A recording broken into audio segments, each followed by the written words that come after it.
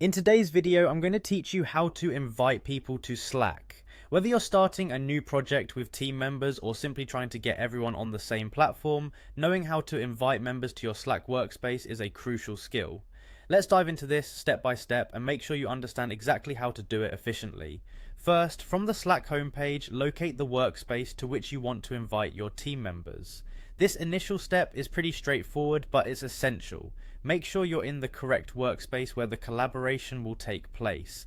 Next, you'll find there are two primary options for inviting people. We'll go over both to ensure you can pick the one that fits your needs best. Now, proceed by selecting the specific workspace you want to invite others to. Just click on its name. Once you're in the right spot, look for the option that says Invite People. Here, you can start the process of actually adding new members to your workspace. Once you've clicked on Invite People, you'll need to type in the email addresses of those you want to invite. This part is simple but crucial. Double check you have the correct email addresses before moving on.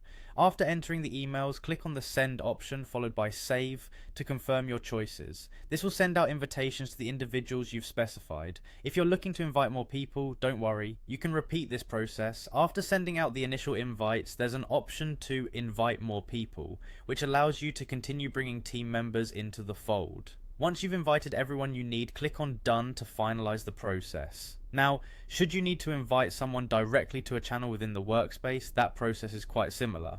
First, click on members within your chosen channel. From there, find and click on Add People. This is where you'll specifically invite individuals to a particular channel instead of the broader workspace. Still inside the channel, select Invite People and then type in their email addresses just as you did before. Make sure to double check all typed emails to avoid errors. After you've typed in the necessary emails, click Email to ensure the invitation is prepared correctly. When you're ready, just click the Add button to send out the invites. The process is simple, but thoroughness can ensure it goes smoothly.